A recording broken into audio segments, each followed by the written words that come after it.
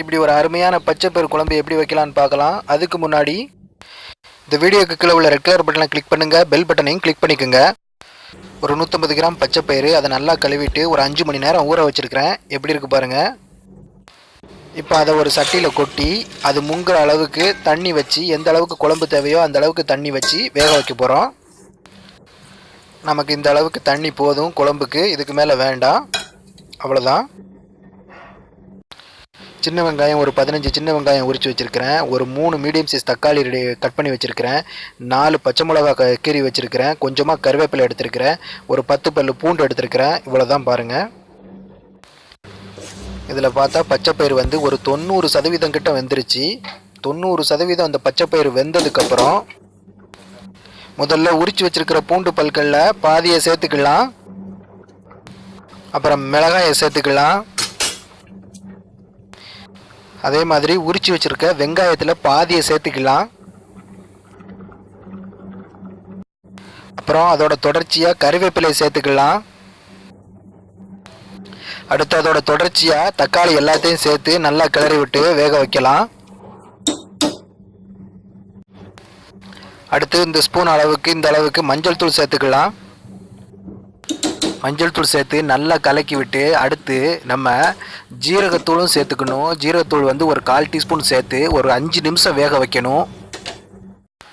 பாருங்கள், 5 நிமிஷத்துக்கு அப்புறம் அழகாக வெந்துருச்சு. எல்லாமே சூப்பராக ரெடி ஆயிடுச்சு. பாசிப்பயிறு ரெடி ஆயிடுச்சு. அடுத்து குழம்பு தாளிக்கிறதுக்கு எப்படி தாளிக்கலான்னு பார்க்கலாம். ஃப்ரை பேன் சூடானதும் ஒரு 3 டீஸ்பூன் எண்ணெய் எடுத்துக்கலாம்.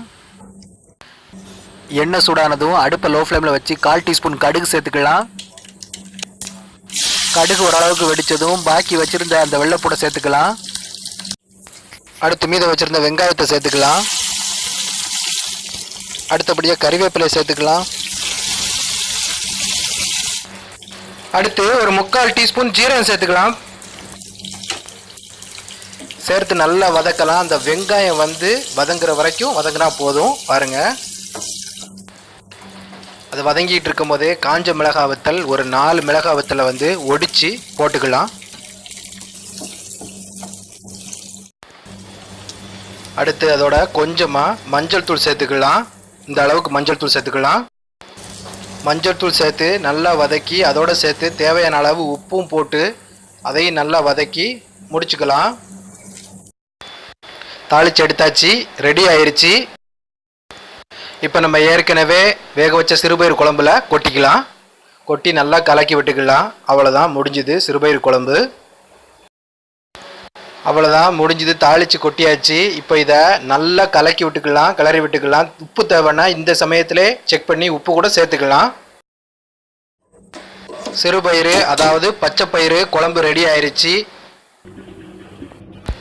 அருமையாக சுவையாக வந்திருக்கு. நீங்களும் இது போல் செஞ்சு சாப்பிட்டு பாருங்கள். இந்த வீடியோ உங்களுக்கு பிடிச்சிருந்துச்சுன்னா லைக் பண்ணுங்கள், கமெண்ட் பண்ணுங்கள், ஷேர் பண்ணுங்கள், மறக்காமல் சப்ஸ்கிரைப் பண்ணுங்கள். மேலும் SMS ஃபுட் மாஸ்டரோட அடுத்த சுவாரஸ்யமான வீடியோவில் நான் உங்களை சந்திக்கிறேன். நன்றி.